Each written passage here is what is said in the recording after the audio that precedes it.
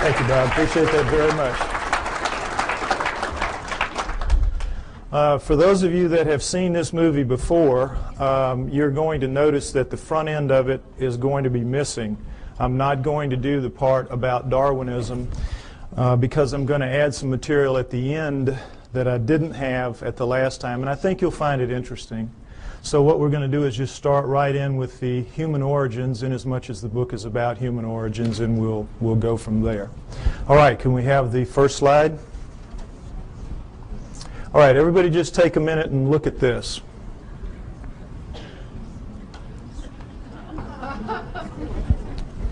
This is, wait, that's right, I don't need to do it. This is what we're all told is how we began as human beings. That we came out of the primordial sludge and step by step evolved into what we are today. Everything in that chain up to us is eat, survive, reproduce. We are, what's it all about? We have that incredible ability to say and think, what's it all about? How'd that happen? That's what this is going to be about. What we're told is, of course, that we're a natural flow of things, and that with this guy right here, we share a common bond that begins between 8 and 5 million years ago. 8 and 5 million years ago. Reason being, we know that we have upright walking primates of some kind or other at around 4 million years ago. So they just jack it back and figure if we're upright walking at 4, we probably split from a common ancestor with the down on all 4 apes between 8 and 5 million years ago. We know we were upright walking at 4 because we have proof of it at 3.5. Next slide, please. These are the famous Laetoli tracts of Tanzania, Africa, discovered by Mary Leakey and her team in 1978. And here you see what they are. We're in solidified ash. We have a large pair here, smaller pair here. We assume it was a couple moving along. And we see the track here in a blow-up is not quite human. It's different in several ways, but it's human enough to make it very clear that we have upright walking bipedal creatures 3.5 million years ago, no doubt, measured by ashfall, which is very accurate. So that's why we jack it back. If we were this upright at 3.5, we had to be upright at around 4, and that's where you get your dates of 5 to 8 million years ago, the split from the common ancestor. All right, now, next slide, please. Here's the depiction of how this happened. The nearby volcano laid out a layer of ash. The creatures go walking along, leaving their tracks. Then another layer of ash comes, seals the layer, and then 3.5 million years later, a rivulet comes through here, cuts through, exposes one of the tracks. One of Mary Leakey's team sees it, and then they peel back the layers until they expose the whole thing. Miracle piled on miracle. It's just amazing, an amazing discovery. Now, the reason I show you this is I want you to notice that all pre-humans that you will see in the books, and go back and you can check, they will show you a head that looks like this one pretty much, grossly primate in its characteristics rather, because that's what the skulls of all pre-humans look like. But then they'll always stick these human bodies underneath those heads. And this is a subtle brainwashing that is performed on all of us to make us think that these are in fact pre-humans, because that's what they're called. That's what anthropologists call them, pre-humans. Now, you can't pretend that those heads are in any way human, so they don't, but they leave the body parts looking, you know, amazingly human. You have the hands coming down mid-thigh, and, you know, I hate to say it, but God, this looks a lot like my body right there.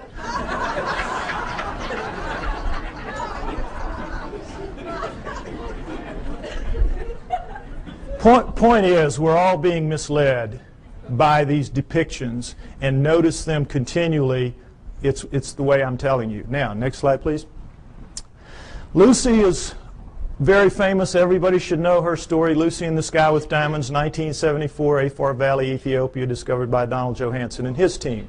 She is the first of the so-called pre-humans.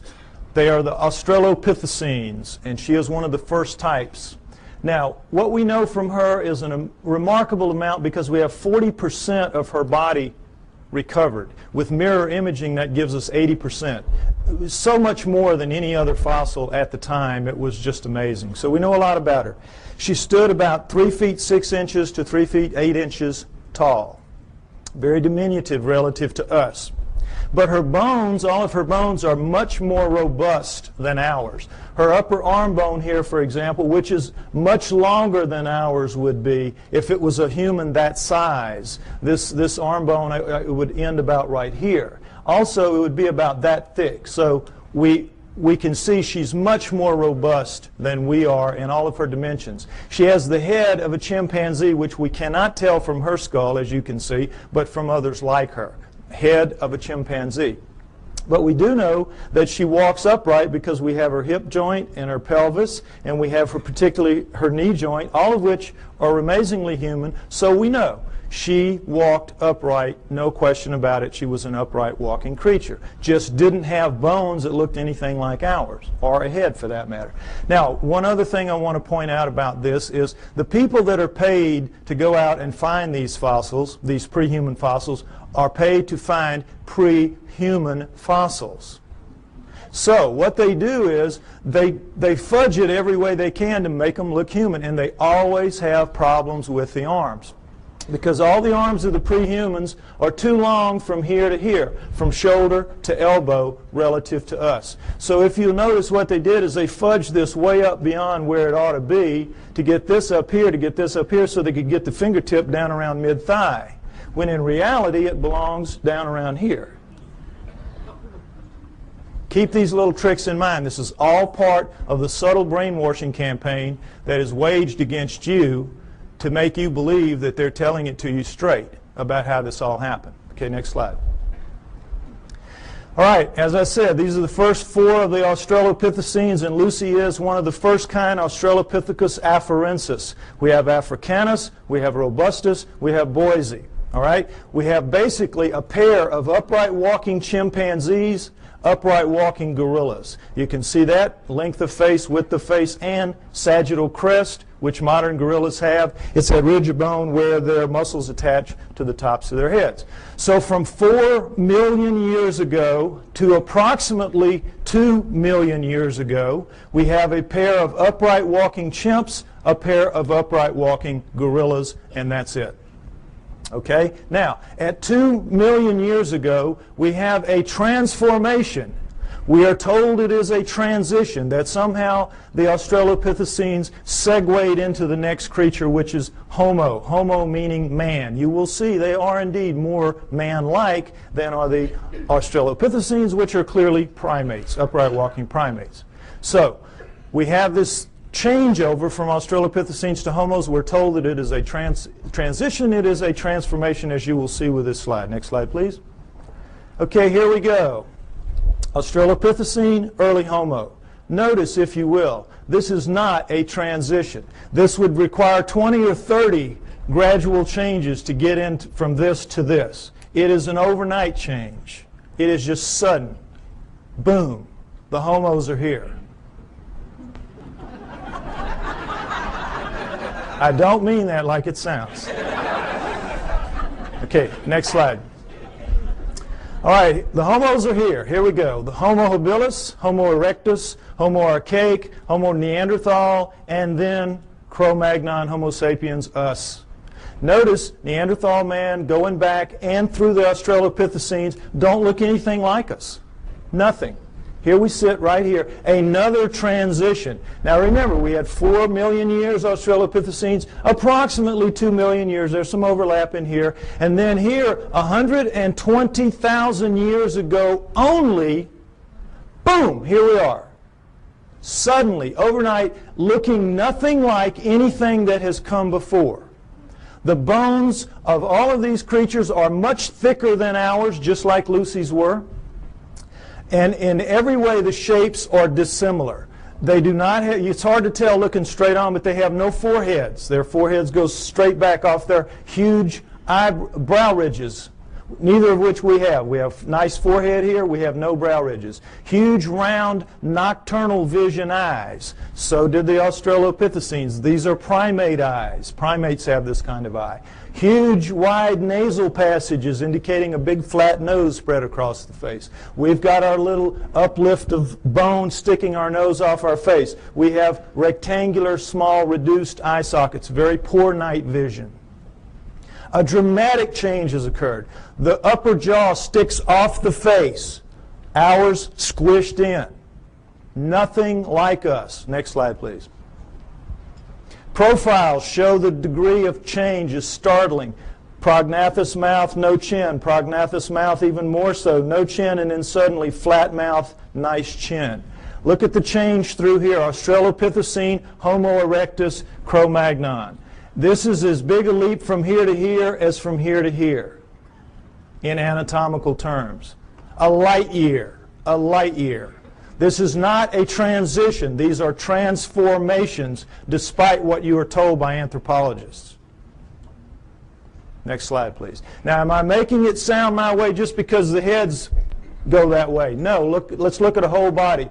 This is a Homo erectus called the Lake Turkana boy. Homo erectus, Lake Turkana boy. Now, notice, if you will, this guy's about 12 years old. His molars have not erupted yet. He already stands 5'8". He's going to grow to 6'6", maybe 7 feet in adulthood. We don't know how they grew. But already at 12 years old, he is a physically robust creature. Every bone in his body at 12 years old is far more robust, thicker, stronger than any bone in Arnold Schwarzenegger's body today. True. Now, why do you, notice too, if you will, the length of his upper arm. And he has some shoulder socket here, so they had to put it in the right place, so that forced them to put the fingertip pretty near where it belongs. It belongs a little bit lower, but pretty close. Now, what are bones like this all about? What's the deal here? Why are they so robust? Your bones are a function of the torque your muscles can generate. Your bones have to be able to withstand the pressure that your muscles can generate. And if not, your muscles would break your bones. So when you're looking at bones like this, you're looking at an incredibly powerful creature. What are you looking at? You're looking at primate bones, primates of the earth. This is how the primates are built. Gorillas, chimps, right on down the line. They are incredibly strong relative to us, are the primates. 5 to 10 times pound for pound. They can come, they'll come right out of the mother's womb, reach up, hands and feet, hook onto her belly, and she walks off. And they can hang on. Anybody's had a pet monkey knows what I'm talking about. Next slide. Okay, this is a chimpanzee minus its hair due to disease, so you can see the musculature in here. And the strength of these things is amazing. Amazing. You could take a male chimp like this, not a gorilla, and put it in a room with Mike Tyson. It's a battle to the death, and they both understand that. 2 or 3 minutes, this chimp is walking out. Now, he may be missing an ear or two.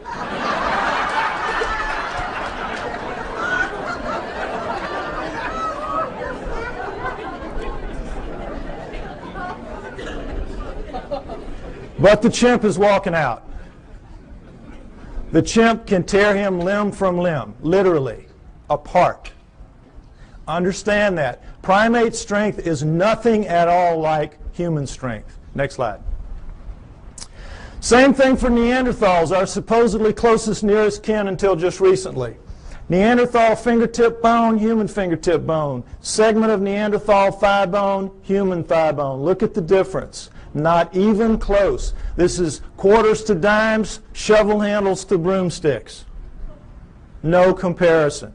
Our supposed, and we used to be told, absolutely, they insisted, they swore. We came directly from those guys.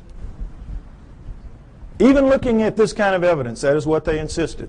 Why? Because they have to explain it in terrestrial terms. Understand that science is hamstrung. They've painted themselves into a corner. They have to explain everything in terrestrial terms. They do not allow for outside intervention, whether that outside intervention is extraterrestrial or divine. And so they have to come up with explanations like this to suit the data, which doesn't at all support their conclusions. Okay, next slide. All right, here's the drawing that shows it a little more accurately what the prehumans are vis-a-vis the humans. Notice that in the drawings the hands are down pretty much where they belong relative to ours. Also notice the rib cages are the upside down funnels of primates in the prehumans as opposed to ours. What's the situation there? Well, you can't tell it very well from here, but all of the prehuman heads are stuck on their bodies like that, the way primates are. Their heads are down in on their shoulders. Only we have that elevated neck sticking our head up off of our torso. They also have that extra arm length and that extra power, and so they need a bigger fulcrum up here to wing their arms and do what they have to do. So all of that extra muscle mass plus the head torque down in there squeezes out the room, and so you're going to get that pinched off triangle that primates have. And we, with our shorter, lighter arms and lighter bones, we don't need all that muscle mass, and we got our heads sticking up, so we have a completely different rib cage. I want you to understand that. Now, the main thing to understand here is there is not a single human bone in the so-called prehuman fossil record. The main thing I want you to understand, there's not a single human bone in the so-called prehuman fossil record. And guess what? Anthropologists will not argue the point with you. An idiot can see it. An idiot can see it. All you got to do is point it out to them. Well, they know that. So they say, you're right, you're right. There's not a single human bone in the prehuman fossil record, even though we insist that these are indeed prehumans. The reason we can get away with this is because we're going to put somebody right in here that's going to show a transition between these guys, and that is the missing link, the famous missing link. You've all heard about that. This is what it is. This is the thing that's going to stand right in here and miraculously show a smooth transition from this to this. Well, I tell you what, if the missing link was here today, he would need about 20 or 30 cousins standing right beside him, showing enough gradual transition to make this plausible. You don't just get one missing link. You need dozens to make this theory work of gradual transition, the Darwinian paradigm. And they don't even have so much as a fingernail, not a fingernail, of the missing link. Which leads us to conclude that Charles Darwin is a blowed-up peckerwood.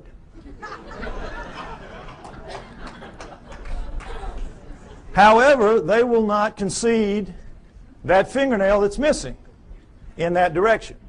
Darwin's still intact, everything's still okay. Missing link's going to show up. It's been 140 years, not yet, but he will show up. Okay, next slide. All right, the throat thing, I want you to get that clear in your mind.